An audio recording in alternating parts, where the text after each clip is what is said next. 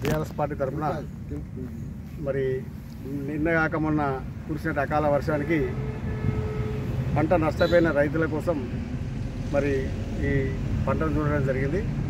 ముఖ్యంగా ఏంటంటే మరి ములకనూరులో పరిగల సంపత్ అనే యువకుడు, ఆయనకి 2 కొడుకులు, ఉన్న భూమి ఒకటే ఎకరంలో పండించిన పంటతోనే తన కొడుకులను చదివించుకోవడానికి డబ్బులు సరిపోయిన ఉద్దేశంతో ఒక 8 ఎకరాలు కౌలుకు తీసుకొని ఒక 6 ఎకరాల వరి, 2 ఎకరాల బీర తోట పెడితే ఆ బీర తోట కూడా పూర్తి నాశనం అయిపోతే నిన్న కూలీలు పెట్టి దానికి కొంచెం లేపడం జరిగింది. ఆయన కూడా సగం కూడా పంట దిగుబడి రాదు.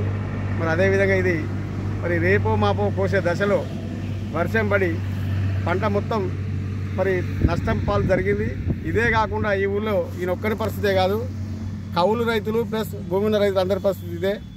మరి మంత్రి గారి పర్యటన మరి ఈ చిగురుమూరి మండలం ఉందని తెలుసుకొని మరి మంత్రి గారు, ఎందుకంటే ఆయన కూడా ఒక బీసీ బిడ్డ కాబట్టి మరి మా అందరి బాధలు పోతాయనే ఉద్దేశంతో నిన్న పొద్దుటి నుంచి వెళ్ళి ఉంటే మంత్రి గారు ఏమైనా ఒక కలవట చూసింది తప్ప ఒక రైతు దగ్గరికి వచ్చి పరామర్శించిన పాపన పోలేదు.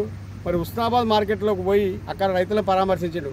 ఎంతో అంతో రేకులుండి అక్కడ సేఫ్టీ ఉంది, కానీ మరి గ్రామాలలో ఉన్నటువంటి రైతు కేంద్రాలలో ఎక్కడ కూడా ఎలాంటి సేఫ్టీ లేదు. కనీసానికి టార్పాలిన్లు కూడా ఇవ్వలే మార్కెట్ కమిటీ వాళ్ళు. రైతులకు మేము కప్పుకోవడానికి టార్పాలిన్లు కూడా ఇవ్వలేదు. మరి వాటి మీద కూడా ఎంత ఖర్చు అవుతుందో ప్రభుత్వానికి తెలుసు. ఒక కవర్ కూడా ఒక్కరికి కూడా ఇవ్వలేదు.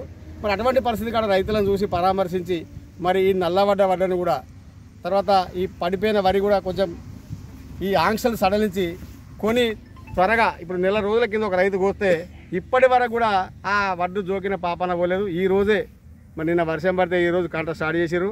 అంటే నెల రోజుల నుంచి రైతులందరూ ప్రైవేట్కి అమ్ముకునే వ్యక్తులు కూడా మా గ్రామంలో ఉన్నారు. కానీ దయచేసి మరి మంత్రి గారు తక్షణమే ఎండినట్టు కొన్న వడ్లు కొనిపించడానికి ప్రయత్నం చేయాలి. మరి నష్టపోయిన రైతులకు కూడా ఈ కల్వర్టు కూడా మాకు అవసరమే, మేము కాదంటలేం, కానీ ఇవి కూడా చేయాలని కోరుకుంటూ ఇక్కడనే మరి ఈ రైతుదే, కౌలుగొట్ట రైతుదే, ఎవడో వచ్చిన రైతుకు ఆ కాంట్రాక్టర్ అంటేనే మట్టి పోతే ఆ మట్టి కూడా వచ్చి ఆ పొలంలో పెట్టింది మొత్తం. ఇప్పుడు ఆ మట్టి పోయకుండా కూడా ఆడ మడి దక్కుతుండే, ఆ నీళ్ళకి అది కూడా నాశనమైంది. ఈ కాంట్రాక్టులు కూడా సరిగా మరి ఆ పోసే మట్టిని కూడా అధికారులు చర్య తీసుకోవాలని కోరుకుంటూ రైతులందరూ ఆదుకోవాలని చెప్పి మా రైతుల పక్షాన బీఆర్ఎస్ పార్టీ తరఫున కోరుకుంటున్నాం.